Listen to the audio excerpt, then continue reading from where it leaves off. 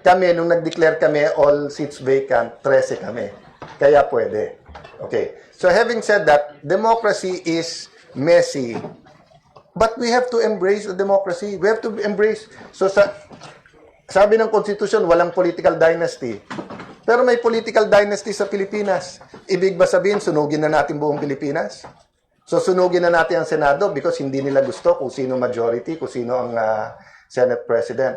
Pag sila nag-walk out, okay lang. Tignan nyo yung post ni Bam Aquino. Pag nag-walk out, para sa bayan. Pag kami hindi dumating, ayaw magtrabaho. O ano sabi nila? Ayaw namin magtrabaho. Sabi nila, maiipit yung mga general sa CA. Sabi nila, kawawa yung mga pasyente sa ospital, kawawa yung mga estudyante, etc.